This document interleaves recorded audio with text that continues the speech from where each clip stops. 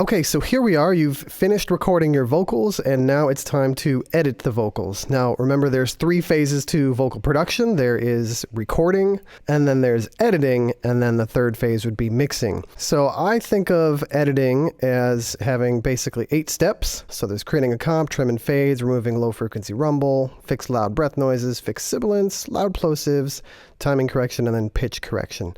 And then we'll get through each one of these one at a time. So let's start with creating a comp. So in Logic, what this looks like is, let's go ahead and zoom in a bit. I'm using Command and the arrow keys. So you'll notice if I twirl down our take folder here, you'll see we've got all of our different takes, nothing special. First thing to point out is up here where the little letter A is.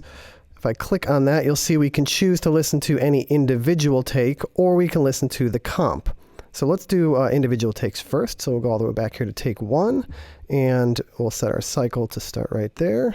Sometimes there's no sense in it, can't tell when you're gonna throw a fit. All right, so that's my pretty lame take 1. So now watch if I just go ahead and click right here on take 2, it'll switch, and now we listen to take 2. Sometimes there's no sense in it, can't tell when you... Okay, I also want to point out at this point, you notice the shape of my cursor.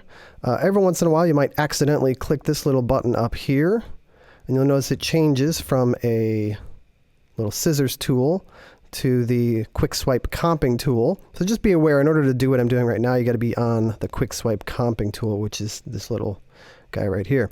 All right, so obviously we can switch between our different takes, and I've got some ridiculous ones. Sometimes there's no sense in it. I don't know what I was doing. Sometimes. Yeah, it's awful. I don't know what's going on there. Sometimes. Wow. Sometimes there's. I don't know what that is. Sometimes. There we go, back to the normal ones. Cool. I think there was even a British one in here somewhere. Sometimes there's no sense in it. So anyways, let's say that there is a portion of, say, take 10 that I really like, but I don't like the whole take. I just want, a part of it.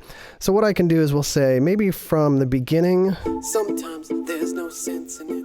Can't tell when you're gonna throw a fit. But then let's say after listening to take 9, I really liked the second half of take 9. Sometimes I feel like the crazy one, but I realize that we've just begun. So what we can do is we can just kind of literally quick and swipe, and then we have a comp now.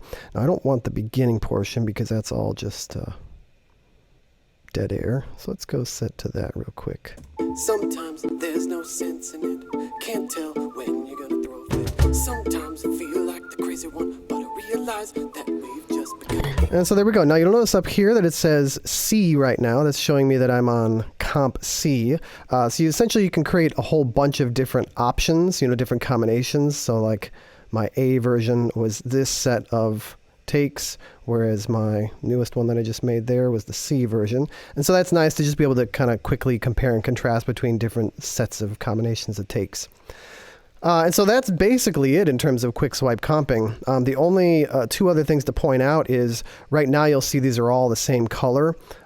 If before I'd recorded, I'd gone up to my preferences here, you go to File and then Project Settings and then Recording.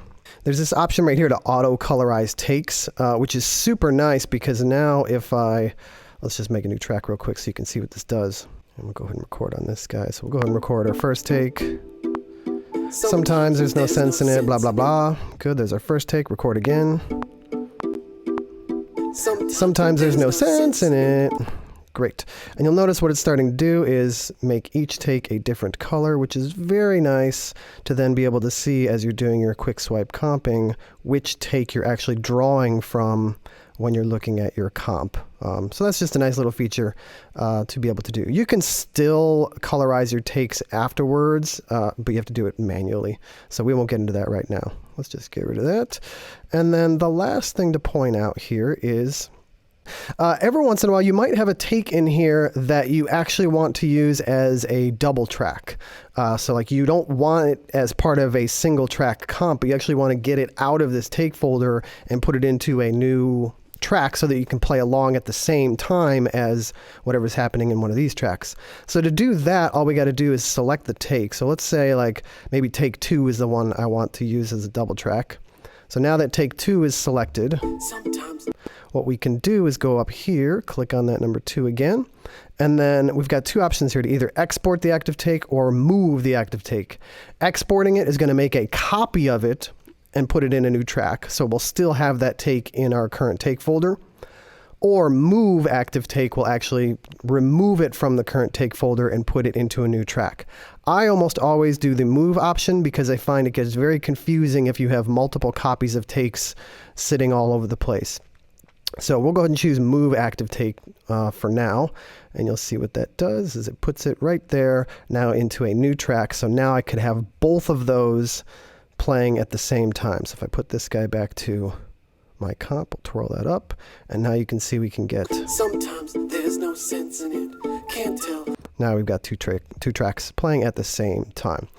All right, and then the last thing to point out here is right here on this little button here. If I switch that to the scissors tool, now I can treat these as actual regions just like you would as if they were in a separate track. So now I can do things like, let's say I wanted to cut part of take 9, I could type T-I to get my scissors tool, and I can do some actual, T to get back, some actual editing of this thing, just like a regular audio region. So if I wanted to say increase the gain on that region, I could do that too, right? And now I'm only affecting the specific region I have selected. All right, so that's the kind of the general purpose of having this other tool option here. But most of the time you'll be doing the quick swipe comping, which will be this guy right here.